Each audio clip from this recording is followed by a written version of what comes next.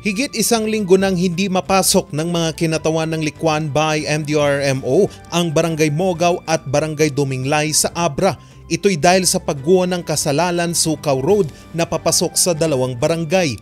Not passable or isolated area pa rin sa amin yung dalawang barangay, yung Barangay Mogaw and Barangay Duminglay. Ito po yung Kasalalan to Sukaw Road kasi may reported na road cut kasi doon kaya hindi makapasok po yung mga sasakyan.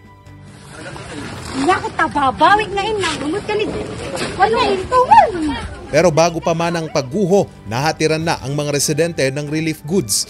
Bukas na rin sa trapiko ang ilang parte ng Abra Kalinga Road sa probinsya. Pero dahil sa malalakas na pag-ulan, maya't mayay isinasara ito sa trapiko.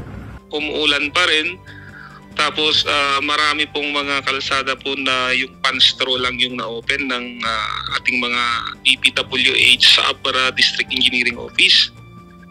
So minsan, pag malakas yung ulan, yung mga na-open na reported na landslide na yon ay bumabalik po na nababarahan ulit yung mga kalsada natin. Kaya minsan nag-i-issue po kami ng road alert sa ating mga traveler na hindi po open yung mga kalsada po. Depende po sa sitwasyon po. Puspusan din ang clearing operation sa Baquero Bulbula Road sa bayan. Sa bayan naman ng Bangged, ibinigay na ng DSWD Cordillera ang payout sa emergency cash transfers sa higit 6,500 residente. Ang mga benepisyaryo ay mga residenteng napinsala ang bahay sa pananalasa ng nagdaang bagyong Egay. Nakatakda pang umikot ang DSWD sa iba pang bayan sa Abra na naapektuhan din ng nagdaang bagyo.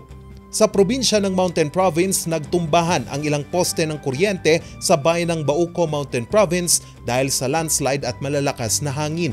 Dahil dito, nawala ng kuryente ang iba't ibang barangay sa Bauco. Ang ilang poste naman ng kuryente sa Sagada, kinailangang palitan dahil sa banta ng pagguho ng lupa. Agad namang inaksyonan ito ng Mountain Province Electric Cooperative. Sa probinsya ng Benguet, naitala rin ang ilang pagguho ng lupa sa bayan ng Bakun at Bocod, Benguet. Mostly po ang naiulat sa atin na itong mga roads po natin, primary roads, national roads at saka secondary at saka may tertiary national roads din po.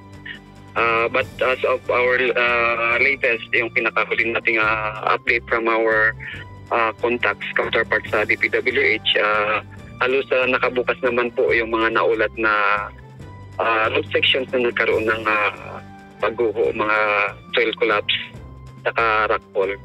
Ramdam pa rin kasi sa probinsya ang malalakas na pag-ulan. Sa huling tala ng Benguet PDRMO, 5 pamilya pa lang ang inilikas sa probinsya dahil sa sama ng panahon. Ayon sa Pag-asa, asahan pa ang malalakas na pag-ulan dahil sa bagat na pinalalakas ng bagyong Ineng. Bukod po dito sa bagyo ay meron pa rin tayong southwest monsoon o habagat na nakakaapekto lalong-lalo na sa malaking bahagi ng Luzon dahil na-enhance o napag-iigting pa rin ho ito nitong si Bagyong Ining. Ito pong southwest monsoon o habagat. Inaasang lalabas sa Philippine Area of Responsibility ang Bagyong Ineng mamayang gabi o bukas ng umaga. Charles Nicolimon para sa Luzon Headlines.